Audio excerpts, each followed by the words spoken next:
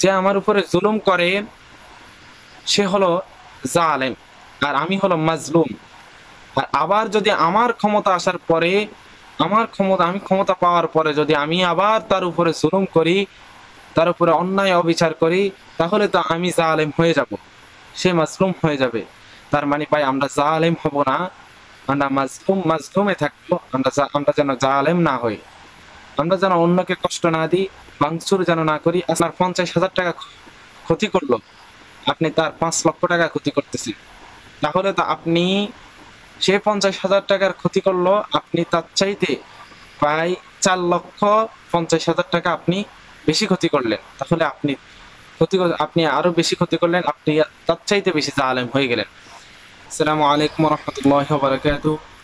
আজকে আমরা যে বিষয়ে কথা বলবো, আমাদের দেশকে ছাত্ররা আন্দোলন করে দেশকে মুক্ত করলেন, স্বৈরাচার মুক্ত করলেন, দেশকে একটা স্বাধীনতা এনে দিলেন। তারই মধ্যে একটা দল লুটপাট শুরু করে দিয়েছে, মানুষের আহ, সম্পদ নষ্ট করতেছে, তারপরে আমাদের দেশের সম্পদ নষ্ট করতেছে। আমি ওই দিন একটা ভিডিওতে বললাম যে একটা দল প্রায় 17 বছর পর্যন্ত জুলুম করে, নির্যাতন করে, অত্যাচার করে, তারা লুটপাট করে খেয়ে 17 বছর পর্যন্ত তারা খেয়েছে।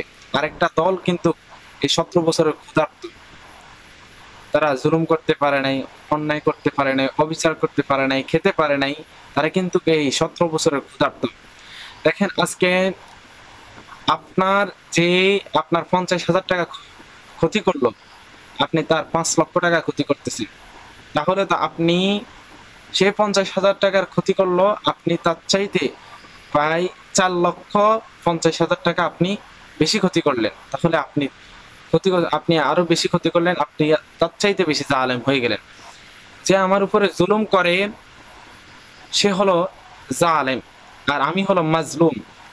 আর আবার যদি আমার ক্ষমতা আসার পরে, আমি ক্ষমতা পাওয়ার পরে যদি আমি আবার তার উপরে জুলুম করি, তার উপরে অন্যায় অবিচার করি, তাহলে তো আমি জালেম হয়ে যাব, সে মাজলুম হয়ে যাবে। তার মানে ভাই আমরা জালেম হব না, আমরা মাজলুমে থাকবো। আমরা যেন জালেম না হই, আমরা যেন অন্যকে কষ্ট না দিই, ভাঙচুর যেন না করি। আজকে আমার সামনে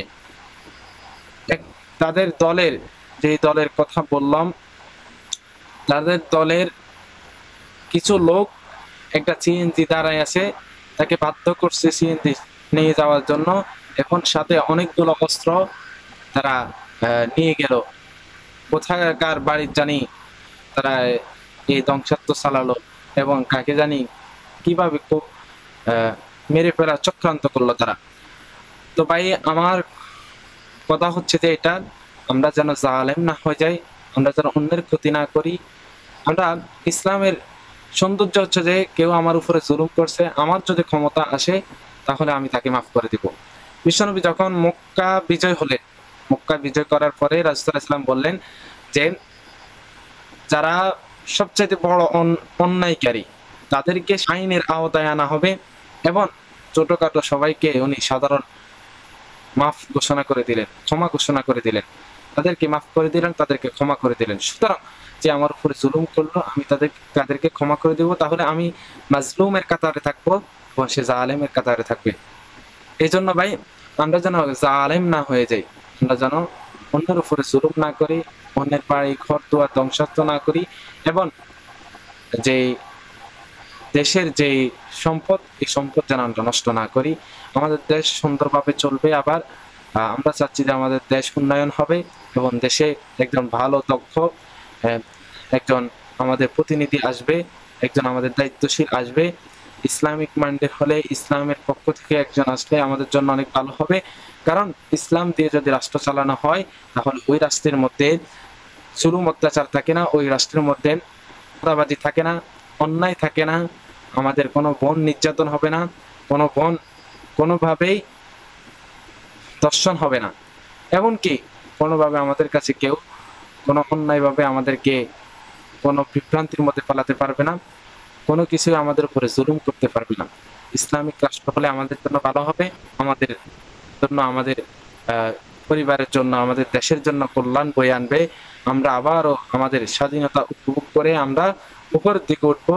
এই স্বাধীনতাটা কিন্তু আমাদেরকে এনে দিয়েছে ছাত্ররা।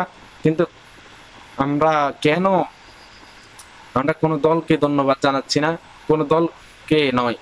এখানে হেফাজত, জামাত, বিএনপি, চরমনাই, কোন ইসলামী আন্দোলন, তারপরে যে কোনো দলকে আমরা এখানে ধন্যবাদ জানাচ্ছি না। এখানে আমাদের ছাত্র ভাইরা, আমরা নিজেরাও ছাত্র, আমাদের ছাত্র ভাইরা অনেক কষ্ট করে এই স্বাধীনতাটা আনছে। স্বৈরাচার মুক্ত আমাদেরকে দেশটা একটা দেশ উপহার দিয়েছে।